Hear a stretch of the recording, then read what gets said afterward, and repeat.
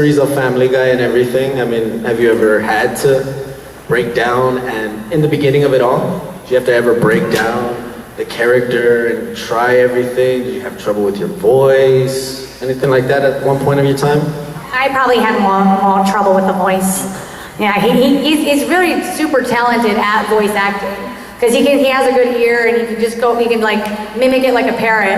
But like it did take a long time for me to like get the voice right and really like get the nasal up and then like to commit to it and then like they're looking at you and I'm like, are they hearing me though? And it's like, it was very intimidating and to live up to the legend of Lois and Family Guy and the fans of Family Guy. It was intense, so like, but he's been a great supporter and I mean, he's just a guy without a family, so it's been really nice. And as far as like it wasn't so much the voice that I had to work on as the content. Because I wasn't, born knowing all the songs or all the references. And, I would find like in the early days when I was doing Peter, people reference stuff that I hadn't seen the episode for. So I'd have to like go in and do the research and kind of bullshit my way in a situation like I do with everything in life. That is a thing. I know all the songs and like Shapoopy and all that stuff. People eat it up, but the Surfing Bird was actually something that I was actually a fan of before I was even a Family Guy fan. And that's really one of the funniest things about Peter Griffin and Family Guy is that like some of the stuff he does on the show is stuff that I was doing before I even watched the show, and I've been living the Family Guy. Like for instance, when Peter goes into the Italian deli and he's like, "Babbity boobity beepity babbity, babbity boobity beepity babbity." And when I was a little kid, we had a next door neighbor from Italy, and I thought he was speaking gibberish. So I used to go, blah, blah, blah, blah, blah, blah, and I thought I was speaking Italian to the guy. So it's like just funny little coincidences like that in my real life that carried over into It Guy, and it's ridiculous. It's absolutely diabolical. Yeah, at that point, it's just like destiny. At that point, I mean, that you believe in that, but that's amazing either way. And as for... So like even then involving hobbies and stuff like that, you fish, you play games also? Video games, big time. Okay, yeah, I knew I'd catch you on one of those. I've been playing video games since, in Christmas of '89 we got the original Nintendo, but my family has been, we had the Atari, the Intellivision, the Apple IIc. I grew up with all that stuff, so I have like the OG systems, and then I've carried that well into my adult, the PS5, the PC, I play it all. And like people that have the big wars, like Xbox, PlayStation, this and that, I'm like, why not both? It's like that taco commercial, why don't we have both? ¿Por qué no los dos? But I like to broaden my horizons, and I watch anime, I play video games. I do like to go fishing on occasion. My dad's a big fishing fan and stuff. When I was in high school, I played football, so I like watching football sometimes. Yeah, we were actually, we both played football in middle school. I'm a big tomboy, and we were the same number too, find out later. Yeah, we both played number 78. Yeah.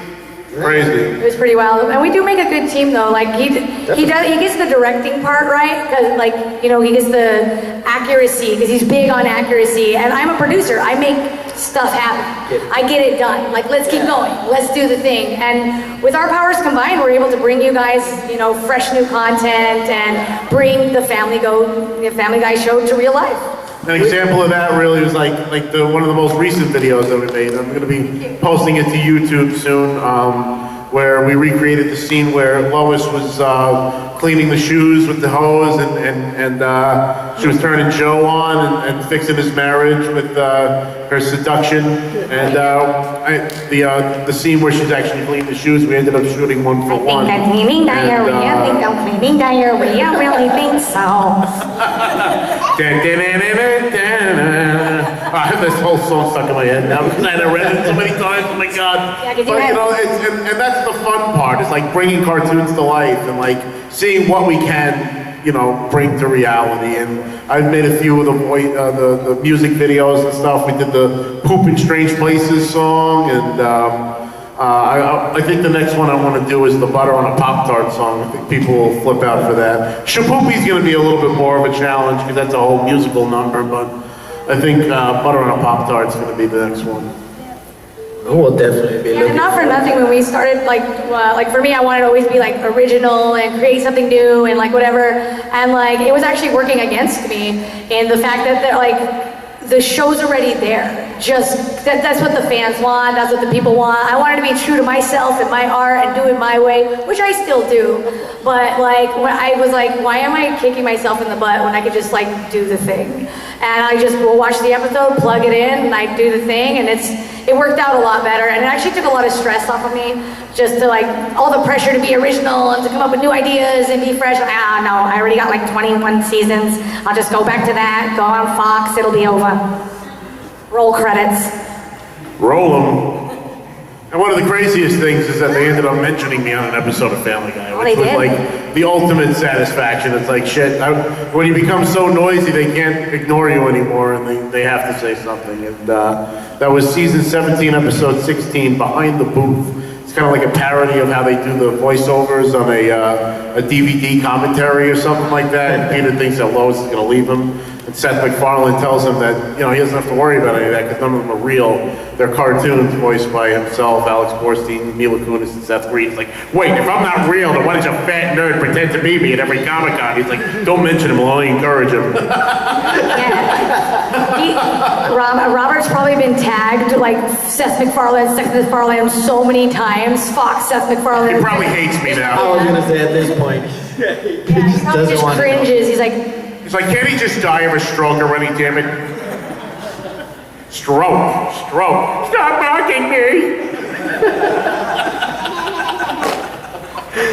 And Lois, so like you